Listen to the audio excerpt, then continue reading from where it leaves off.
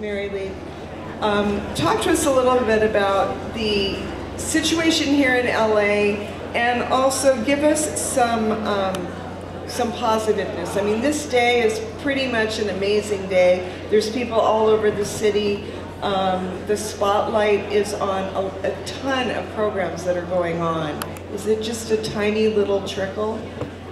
You know, I wish I could be very, very positive and talk about the upside of it, but the reality is that it's extraordinarily harsh, and particularly for people who are living in neighborhoods that are excluded from a lot of what we're talking about today. A lot of the good stuff that's happening isn't reaching low-income communities and communities of color in Los Angeles. And it's so interesting to me to hear about the discussions globally and about the perspective from the part of the workers, because what I am trying to do is to perhaps connect those two things, the international and the employment and labor side of it, with the reality for consumers and residents of the rest of LA. We talked a minute ago when you were talking about your discussion with your friends and saying that how can food be unfair, how can the orange be unfair? Well, the reality is that it's not just unfair, it's actually hazardous to our health. The way our current food system is in many instances causing folks to die earlier and to live lives that, while they are on our planet, are compromised and are uncomfortable and are unhealthy. We all know that we have a tremendous obesity crisis. It's international, it's national, it's certainly present here in Los Angeles. Right now, obesity is the second leading cause of death in our nation. And the kinds of illnesses that result from obesity, heart disease, diabetes, foremost among the kinds of problems that result. But for how bad that is, African Americans and Latinos in urban areas and in rural communities which lack access to healthy food, as ironic as that seems, when they're often growing the food and they can't get it, they really are experiencing these health problems much more severely. And as I said, infant mortality on one end of the spectrum and dying way too young, premature death on the other. What we don't acknowledge, frankly, is that people are enduring these sorts of conditions without us really acknowledging it. Annika is asking, what is being done to transform food retail environments in Los Angeles, and what can we do to support these changes? Sounds like a Mary question. Actually, it's a really exciting answer, because there are several things happening right now that are helping transform food retail. From the national to the local, fresh food financing initiatives have really taken off. The federal government under the Obama administration and part of the First Lady's Let's Move campaign has a healthy food financing initiative, which is putting several $100 million out nationally to help attract supermarkets and grocery stores of all sizes, not just chains, into underserved areas. And that has spawned programs that actually came from a state program in Pennsylvania.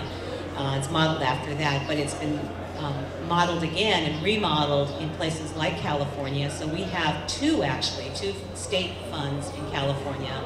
The most well-funded right now is the FreshWorks Fund, which is providing upwards of $200 million to stores throughout the state of California that want to open in underserved areas, but only if they commit to some fair labor practices and some actually quite a significant amount of community involvement. So the community has to really want those stores. They have to design and adapt themselves to what the community's preferences are. And they've just announced a component of that program that will focus on converting and upgrading corner stores, which is another trend that's happening throughout the country and is also taking off in Los Angeles independent of this fund.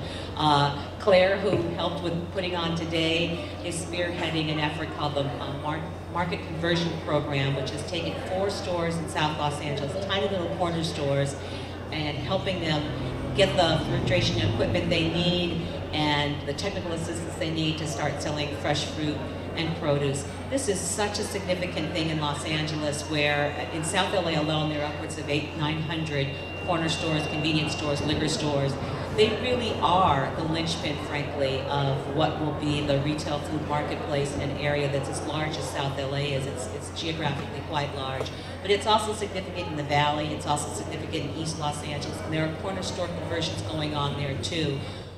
The contrast between what a grocery store looks like in West Los Angeles and what a supermarket of the same chain might look like in South LA, what corner stores look like in South Los Angeles and many convenience stores.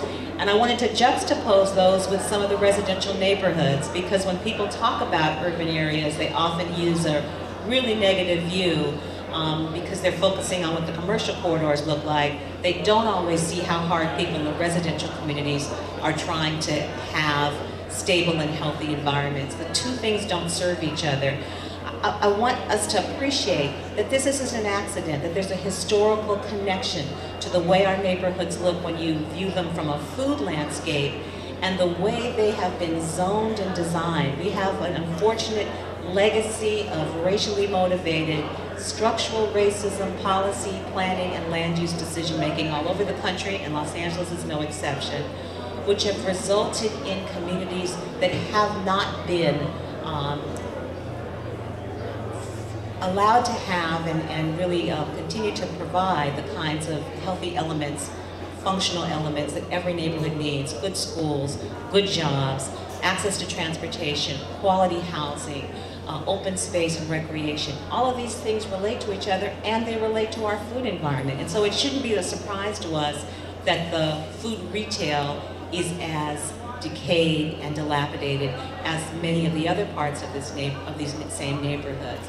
So then we get to the point where we have an obesity crisis, which we tend to want to blame people about as individuals, and we don't look at the environmental factors that cause, in many instances, and certainly contribute to obesity and all the health-related problems, and don't aid people's efforts to really recover or respond to them. There's a connection between all of this, and there's a connection between all the things that we're talking about.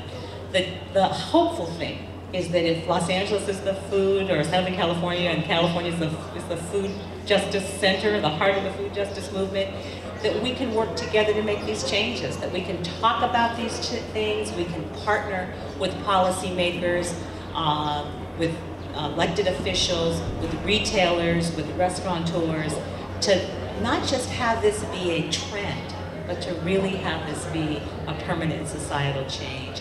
We can do this in a way that supports the individual health and also the economic vitality of communities.